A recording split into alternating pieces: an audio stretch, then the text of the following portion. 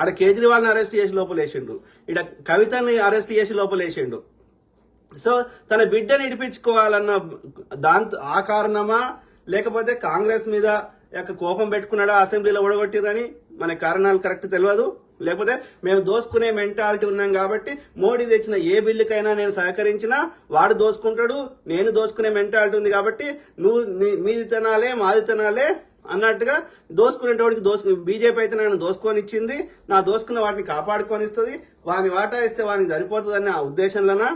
కారణం ఏదైనప్పటికీ కేసీఆర్ అనే దరిద్రుడు వాడు కొట్లాడలేదు, అస్త్ర సన్యాసం చేసిండు. అంటే దాని అర్థం ఏంది, బీఆర్ఎస్ పడాల్సిన ఓట్లన్నీ బీజేపీకి పడేటట్టు చేసిండు కేసీఆర్ అనే దుర్మార్గుడు. అదేవిధంగా రేవంత్ రెడ్డి అనేట ఆయన, నేను ఎన్నికల ముందే చెప్పినా, క్యాండిడేట్ అనౌన్స్ చేసే ముందే చెప్పినా, గీళ్ళకి ఈయన రాయ్యా అందరు చెప్తున్నారు బలమైన అభ్యర్థులు, కాంగ్రెస్ మీద ఎంత ప్రేమ ఉన్నప్పటికీ ఆడ బలమైన అభ్యర్థి లేకపోతే ఓట్లు పడేరా, ఇట్లా ఎన్నోసార్లు ప్రూవ్ అయిందిరా అయ్యా. ఇప్పుడు ఆ పిల్లగాడు ఎన్ఎస్సిఐ బల్మూర్ వెంకట్కి అప్పుడు హుజూరాబాద్ ఇచ్చినప్పుడు కూడా తిట్టినా. సో అట్లనే ఇది కరీంనగర్ లో అలిగిరెడ్డి ప్రవీణ్ రెడ్డికి రాయ్యా, అట్లనే నిజామాబాద్ లో ముత్యాల సునీల్ రెడ్డికి, ఎందుకంటే మన ఎమ్మెల్సీ జీవన్ రెడ్డి గారు ఆయన ఓల్డ్ అయిపోయిండు, యువకులు ఎక్కువ మంది ఉన్నారు, ఇప్పుడు ఆ ముసలికి ఓట్లు పడే అవకాశాలు తక్కువ ఉన్నాయి రాయ్యా, ఇలా పొన్నా లక్ష్మీ లాంటి వాళ్ళు పోటీ చేస్తే ఓట్లు పడే రాయ్యా అని నేను నెత్తినోరు కొట్టుకొని చెప్పిన. అట్లా ప్రతి దగ్గర చెప్పిన. చేవెళ్ళాక అక్కడ నువ్వు పట్నం సునీతారెడ్డికి ఇచ్చినావు కదా, ఆమెకు చేవెళ్ళలా ఆమెకు పట్టున్నది, అక్కడ ఇస్తే తేడా ఉండేది. అటనే రఘునందన్ మెదక్లో మైనంపల్లికి కానీ, లేకపోతే దామోదర్ రాజనరసింహ బిడ్డకు కానీ, లేకపోతే జగ్గారెడ్డి వాళ్ళ కుటుంబంలో ఎవరికన్నా కానీ, జగ్గారెడ్డి గారికి కానీ ఇస్తే గెలిచే అవకాశం ఉండేది రాని నేను ఇప్పుడు చెప్పలే, క్యాండిడేట్ అనౌన్స్ చేసే కంటే ముందే చెప్పిన. అరే ముదిరాజు అనేటోడు వాడికి రాజకీయ అనుభవం లేదురా అయ్యా, వాడికి ఎక్కువ ఓట్లు పడే అవకాశం లేదు, వాడికి పెద్దగా ఇది అని ఏ రకంగా లేడు అని నేను చాలాసార్లు చెప్పిన. అట్లనే ఆత్రం సుఖనాకి ఇచ్చినప్పుడు ఆమె ఎవరో నాకు తెలియదు రా అయ్యా, ఆమె కార్యకర్త అంట, ఆమె మాజీ నక్సలైట్ అంట అని ఇప్పుడు తెలిసింది నాకు. కానీ ఆమె ఎవరికి తెలియదు రా అయ్యా. ఆడ నరేష్ యాదవ్ కానీ ఎవరైనా ఇంకా వేరే వాళ్ళు ఎవరైనా బలమైన ఈరా అంటే అట్లా ఇయ్యలే. సో అంటే నాకేమనిపిస్తుంది, ఆడ బొంతు రామ్మోహన్కి ఇస్తే గెలిచే అవకాశం ఉందని చెప్పారు. సో ఏది ఏమైనా నా అంచనా ప్రకారం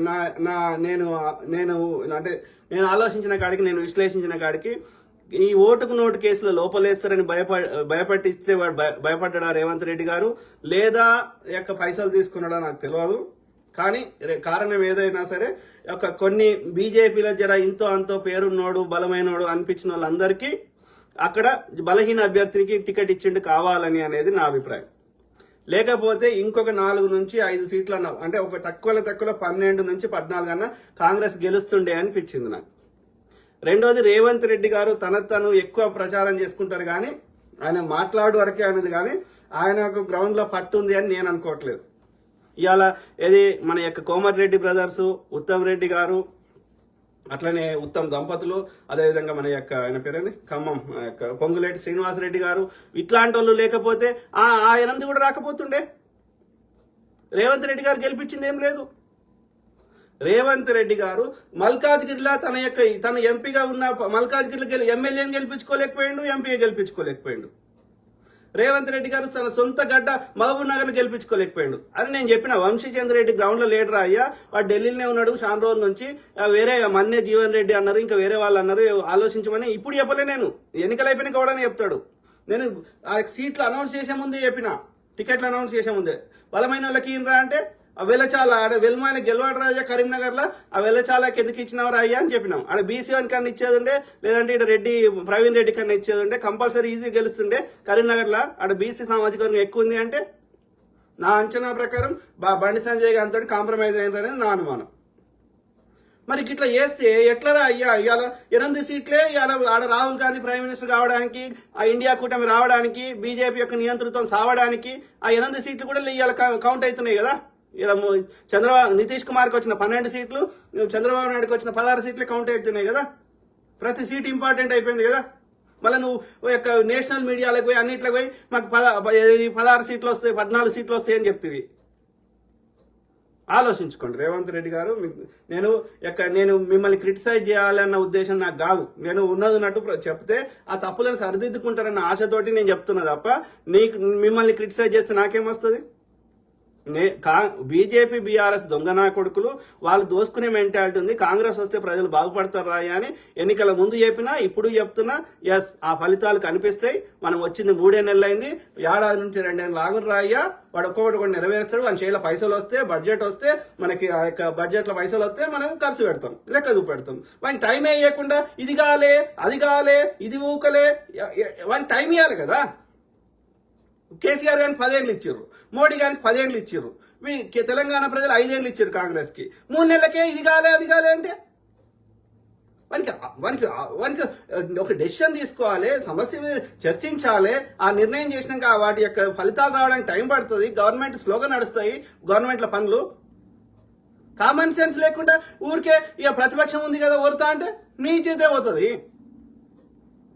ఆలోచించండి మిత్రులు ప్లీజ్. ఓకే, సో ఆ క్రమంలో ఇది బీజేపీకి 10% ఓట్లు లేని బీజేపీకి 8 సీట్లు రావడానికి కారణము ఒకటి, కేసీఆర్ అనే దుర్మార్గుడు అస్త్ర సన్యాసం చేయడం, ఫస్ట్ పాయింట్. రెండవ పాయింట్, రేవంత్ రెడ్డి బలహీన అభ్యర్థులకు టికెట్ ఇవ్వడం వల్ల కాంగ్రెస్ యొక్క ఓట్లు కూడా బీజేపీకి పడ్డాయి ఆ బలహీన అభ్యర్థులు ఉన్న చోట్ల. అట్లనే బీఆర్ఎస్ యొక్క ఓట్లన్నీ బీజేపీ పడడం వల్ల గెలిచారు తప్ప బీజేపీకి ఇక్కడ తెలంగాణలో ఓటు బ్యాంకు లేదు, వాళ్ళ సిద్ధాంతం లేదు. హిందూ ముస్లిం అంటే ఎవ్వడు ఓటేడు. రైతుకి తనకు బువ్వ పెట్టేది ఏమైనా కావాలి చేస్తే ఓటేస్తారు, కానీ జై శ్రీరామ్ అంటే ఓటేస్తారా? ఎవ్వడే అట్లా, అది సాధ్యంగానే కాదు. అట్లా గిట్ట అయితే వాడు అద్వాని రథయాత్ర చేసినప్పుడే బీజేపీకి గెలిచేది. అర్థమైందా? ఆలోచించండి. ఎవడో యూత్ పోరగాళ్ళకి వాళ్ళకి ఎలాంటి బాధ్యతలు ఉండయి, బరువులు ఉండయి. ఇంత బీరు ఓపిస్తా, బీసీలో యూత్ పోరగాళ్ళకి ఇంత బీరు ఓపిస్తా, బిర్యానీ ఇస్తా అంటే వాడు వాట్సాప్లో చెత్త నింపుతాడు. ఆ వాట్సాప్లో ట్రోల్స్ చేసే ముండా కొడుకులు కూడా బీజేపీ పెయిడ్ ఐటీ సెల్. అర్థమైందా మిత్రులారా? సో అది తెలంగాణ గురించి.